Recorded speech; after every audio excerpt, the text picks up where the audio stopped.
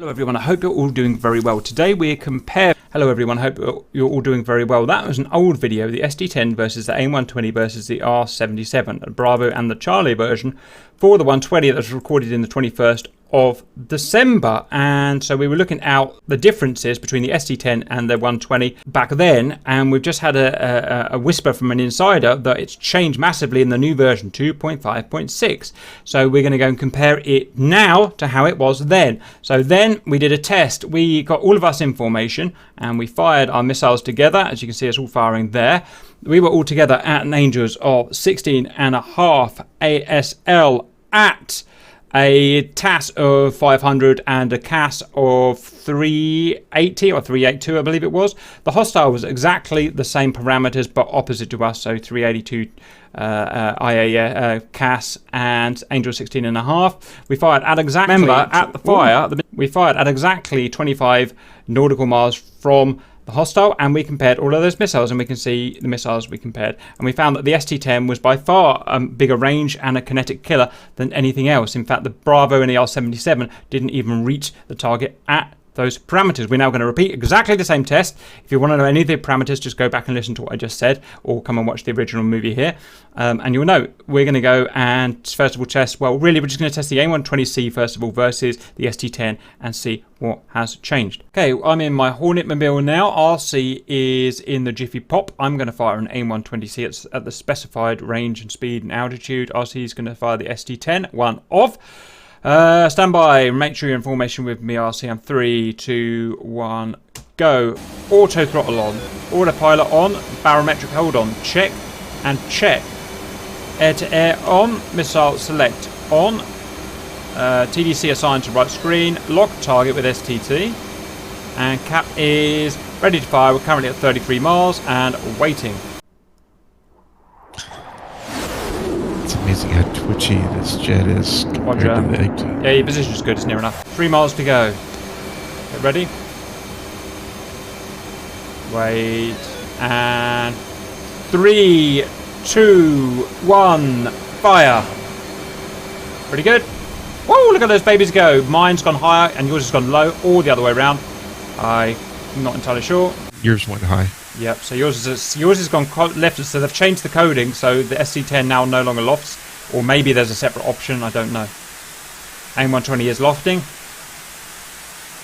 at up to 30k, so things have definitely changed from the last test, which remember was empirically the same test, just on a different version. You're at 1100. Oh, I'm going as fast as you. Things have definitely changed here, RC. Nice. Yeah, I'm faster than you. Right, complete change in the dynamics. I don't know who's going to get there first. I'm guessing you, because I'm lofting.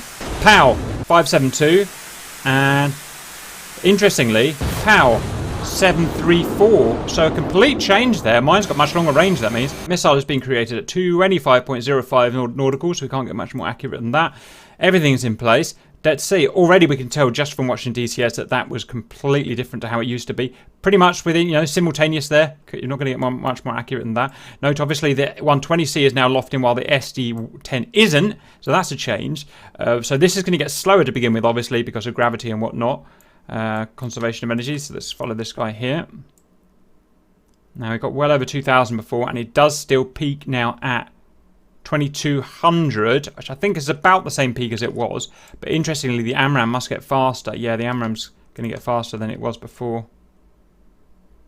It's peaking at 2000. So this peaked at 2200. This peaks at about 2050, 2060, something like that, which is about 140 knots less. However, it is going high, and this is not. So completely different ways of doing this.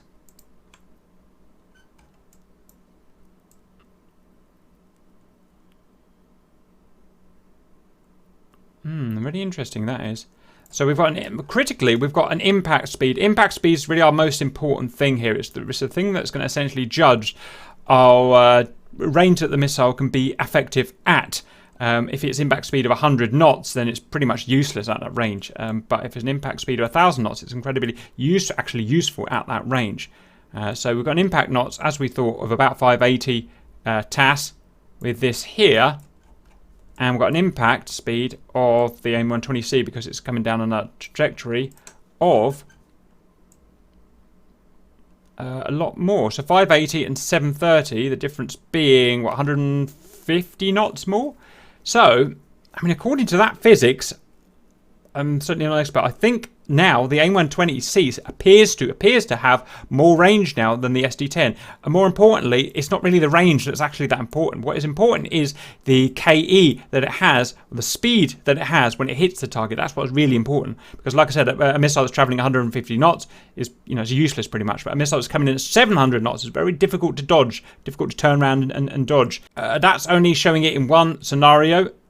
But, and you guys are smarter than me, I need you guys to really analyse that a bit better. But what it seems to me now, late February 2020 with version 2.5.6, is that the AMRAAM appears to have more effective range if fired at relatively high altitude, with Angel 16, just being an average combat between low and high. If you want to do further tests, we can do that. But I think that's really interesting test we got going there. Also, because it's got a higher impact speed, it had less time from going pitball to impact, which is another advantage of the AIM-120 here. Time between impact and going pitball is critical, and that ties in with the speed as well. Really interesting stuff. Anything that you guys, that RC wants to add? This is the C. The B, I assume, won't. Right, we're back in again. We're both in FA-18C Block 20s now. I'm going to be having an AIM-120C. RC's got an AIM-120 Bravo. Otherwise, exactly the same. 3, 2, 1, fire. Near enough, about half a second out. Up they go. Oh, because they did a delay on them now. That's what it is. Doesn't matter. There's always going to be a small delay anyway. Right, just stay. Yeah, they just put that in. We can compensate for that relatively easily. Yeah, wow, mine's 200 knots further. They're both lofting. I can't remember whether the Bravo used for loft or not. Mine's pulling ahead massively. I've been 200 knots ahead of you consistently. Yeah, look at that impact velocity. It's going to be 700 again, 730, whatever it was. It's a powerful missile now. It's like a bloody Phoenix. It's like a Phoenix RC. That's 25 miles. And not very high altitude. It is basically now a Phoenix. And poor old B, it did it. Massive difference from the B, because I'm just going to pause that there. Remember last time the B couldn't even reach this guy. The B could not even reach this guy from its altitude. Now it reaches him with a vengeance. So a massive change in all of the AMRAAMs. We're back in testing. Wow, bang on 25 again. I know RC was slightly late, but we can compensate for that. So we look at the speeds. Off they toot. Wow, RC is just slowed down. Mine went up 1800. This is back at 1700. We got the same altitude, do the same ballistics. Mine impacts at 730. This one here is just so much slower at 500. Okay, so massive changes from how we had in 2.5.5. The B could not even do this last time. If you go back and watch the original test, it just drops and dies. The C now hits with a vengeance. The B hits with about the same energy, importantly, as the SD-10, which is really interesting. Can you force the SD-10 to launch to loft now? I don't know. Maybe. If it could, it would still be much better than the AIM-120C. So the outcome of that is, at the end of it, in a normal fight with our stipulations like that, then the AMRAAM is going to have more range and more lethal fighting power now, which is very interesting. I'll let you positive. Do you guys see what you think? And see you later.